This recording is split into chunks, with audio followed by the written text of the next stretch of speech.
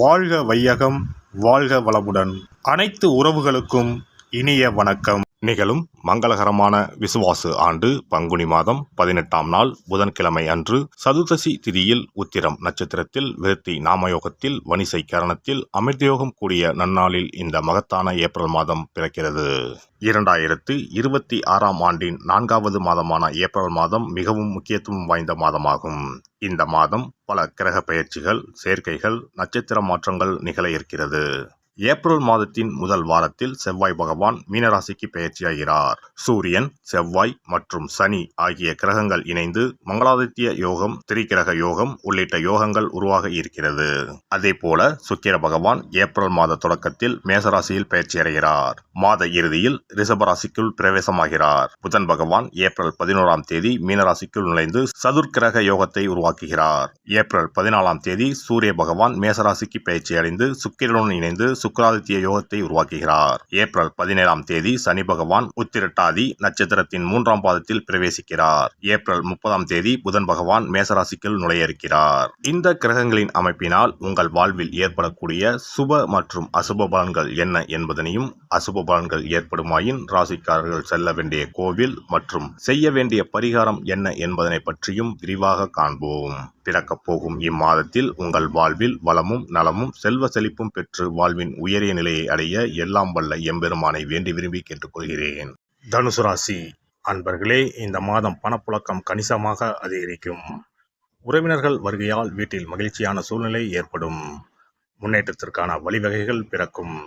புதிய ஆடை ஆபரணங்கள் வாங்கும் யோகம் உண்டாகும். பிரிந்திருந்த கணவன் மனைவி ஒன்று சேர்வீர்கள். சிலருக்கு குழந்தை பாக்கியம் கிடைக்கும். மாத பிற்பகுதியில் சிலருக்கு தாய் வழி உறவினர்கள் வழியில் சில சங்கடங்கள் ஏற்படக்கூடும். நவீன ரக மின்சார மின்னணு சாதனங்கள் வாங்குவீர்கள். பிள்ளைகள் வழியில் பெருமைப்படத்தக்க செய்திகள் கிடைக்கும். திருமண முயற்சிகள் சாதகமாக முடியும். மகளுக்கு நல்ல இடத்தில் வரன் அமையும். ஆனால் குடும்பத்தில் அவ்வப்போது சிறு சிறு சங்கடங்கள் ஏற்படக்கூடும்.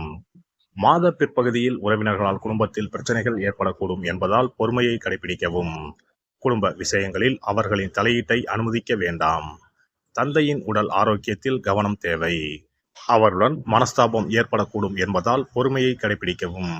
அலுவலகத்தில் வேலை சுமை அதிகரிக்கும்.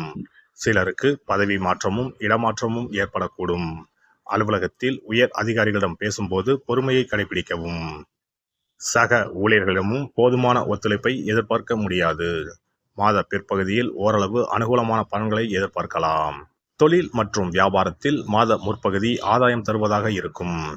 பிற்பகுதியில் எதிர்பார்த்ததை விட லாபம் குறைவாகவே கிடைக்கும். மறைமுக எதிரிகளால் பிரச்சனைகள் ஏற்படக்கூடும். வியாபாரத்தில் புதிய முயற்சிகள் எதுவும் வேண்டாம். பங்குதாரர்களிடம் அனுசரணையாக நடந்து கொள்வது நல்லது. குடும்பத்தை நிர்வகிக்கும் பெண்களுக்கு மகிழ்ச்சி தரும் மாதமாகவே இருக்கும். உறவினர்களுடன் இணக்கமான சூழ்நிலையே காணப்படும். குடும்ப உறுப்பினர்கள் உங்கள் ஆலோசனைகளுக்கு மதிப்பு தருவார்கள். அலுவலகம் செல்லும் பெண்களுக்கு எதிர்பார்த்த சலுகை கிடைக்க வாய்ப்புள்ளது. விநாயகருக்கு நெய் தீபம் ஏற்றி அருகம்புல் கொண்டு அர்ச்சனை செய்வதும், பிரதோஷம் அன்று நந்தி தேவருக்கு காப்பரிசி நைவேத்தியம் செய்வதும் நன்மைகளை தரும். ஒரு முறையாவது குல தெய்வத்தையும் இஷ்ட தெய்வத்தையும் ஒரே நாளில் சென்று தரிசித்து வாருங்கள். கடன் பிரச்சனைகள் தீரும். குடும்பத்தில் மகிழ்ச்சி நிலவும். மன நிம்மதி உண்டாகும். சிறப்பு தொகுப்பு. கண் திருஷ்டிகள் அகன்று தடைப்பட்டு கொண்டிருக்கும் காரியங்கள் நிறைவேற செய்ய வேண்டிய பரிகாரம் என்ன என்பதனை பற்றி காண்போம். வாழ்க்கையில் நல்ல நிலையில் இருந்தவர்கள் கூட திடீரென்று பொருளாதாரம் இழந்து மன கஷ்டங்களுடன் வாழும் நிலை ஏற்படும். இந்த நிலை எதனால் ஏற்பட்டது என்று ஆராய்ந்து பார்த்தால் பெரும்பாலும் அவர்களின் மீதான கண் திருஷ்டிதான் காரணமாக இருக்கும்.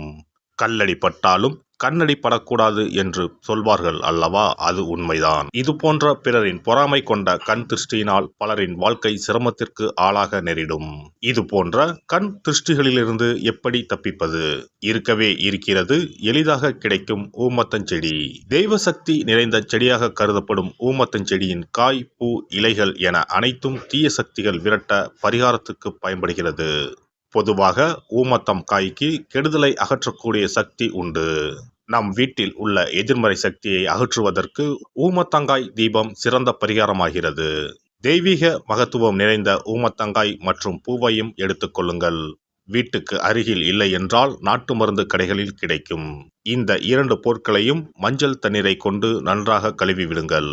சிறிது நேரம் அவற்றிலுள்ள ஈரம் போக ஆறவிட்டு பிறகு அவற்றை ஒரு மஞ்சள் துணியில் குலதெய்வத்தை வேண்டி ₹1 நாணயத்தோடு சேர்த்து முடிந்து வீட்டின் நிலைப்படியில் கட்டி தொங்கவிடுங்கள்.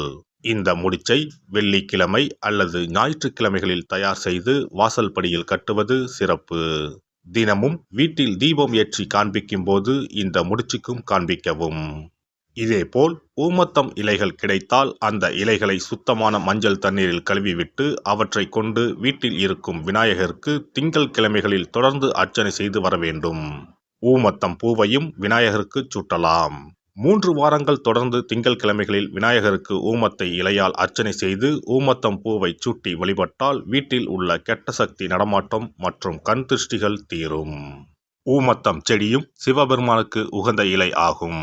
இந்த ஊமத்தங்காய் வைத்து சிவபெருமானுக்கு தீபம் ஏற்றி வழிபடுவதன் மூலம் நமது பிரச்சனைகளில் இருந்து எளிதாக விடுபட முடியும். முதலில் 2 ஊமத்தங்காய்களை எடுத்துக்கொள்ள வேண்டும். அவற்றின் மீது முட்கள் இருப்பதால் மிகவும் கவனமாக கையாள வேண்டும். ஊமத்தங்காயின் காம்பு பகுதிகளை வெட்டி கொண்டு கத்தியை பயன்படுத்தி ஊமத்தங்காயின் உள்ளே இருக்கும் விதை பகுதியை முழுவதுமாக நீக்கிவிட வேண்டும். பின்னர் 2 அகல் விளக்குகள் மற்றும் விளக்கு வைப்பதற்கான 2 தட்டுகளை எடுத்து சுத்தம் செய்து அவற்றிற்கு மஞ்சள் குங்குமம் போட்டு வைத்துக் கொள்ள வேண்டும். பின்னர் 2 தட்டின் மீதும் ஒவ்வொரு அகல் விளக்கை வைத்துக் கொள்ள வேண்டும். அதன் பிறகு எப்போதும் பூஜை செய்வதற்கு வைப்பது போன்ற வெத்தலைப்பாக்கு, பழம் போன்றவற்றை வைத்துவிட்டு 2 விளக்குகளையும் ஏற்றி சிவபெருமானை மனதார வேண்டிக் கொள்ள வேண்டும். எனக்கு இருக்கும் பிரச்சனைகள் அனைத்தும் தீர்ந்து இன்பமான வாழ்க்கை கிடைக்க வேண்டும் என வேண்டிக் கொள்ள வேண்டும். இந்த பூஜையை வெள்ளிக்கிழமை அன்று தொடங்கினால் தொடர்ந்து 9 வெள்ளிக்கிழமைகள் செய்ய வேண்டும். ஊமத்தங்காயின் மீது எவ்வாறு முட்கள் இருக்கிறதோ அதுபோல நமது வாழ்க்கையில் இருக்கும் முட்கள் போன்ற பிரச்சனைகளை அவை தீர்த்து வைக்கின்றன. இந்த பூஜையை நாம் தொடர்ந்து செய்து வருவதால் நம் மீது இருக்கும் கண் திருஷ்டிகள் அகன்றுவிடும். தீராத துயரங்கள் தீர்ந்துவிடும். பணம், நகை நம்மிடம் பெருகி வரும். சிலருக்கு கையில் சுத்தமாக பணம் இருக்காது. வறுமை தாண்டவமாடும். கடன் தொல்லையால் கஷ்டப்படுவார்கள். பண பிரச்சனையில் சிக்கி கொண்டிருப்பவர்கள் இந்த தீபத்தை ஏற்றினால் 3 வாரங்களில் நல்ல பலனை பெற முடியும். தொழிலில் நல்ல முன்னேற்றம் இருக்கும். கடன் பிரச்சனைகள் தீரும். உறவினர்களிடையே பகைமை இருந்தால் அவையும் மறைந்துவிடும். நோய்வாய் உள்ளவர்கள் இந்த தீபத்தை ஏற்றுவதன் மூலம் நல்ல பலனை பெற முடியும். பொதுவாகவே எந்த பரிகாரம் என்றாலும் அதை முழு நம்பிக்கையுடன் செய்தால் மட்டுமே முழு பலன் கிடைக்கும் என்பதை நினைவில் கொள்ளுங்கள். எல்லாம் வல்ல இறையருளால் நீங்களும் உங்கள் அன்பு குடும்பமும் உடல் நலம், நீலாயுள், நிறை செல்வம், உயர் புகழ், மெய்ஞானம் ஓங்கி வாழ்க வளமுடன். இந்த வீடியோ பதிவு உங்களுக்கு பிடித்திருந்தால் லைக் பண்ணுங்க, கமெண்ட் பண்ணுங்க, ஷேர் பண்ணுங்க. மறக்காம சப்ஸ்கிரைப் பண்ணுங்க. பக்கத்துல இருக்கிற பெல் பட்டனை கிளிக் பண்ணுங்க. நன்றி, வணக்கம். ஓம் நமச்சிவாய. சிவாய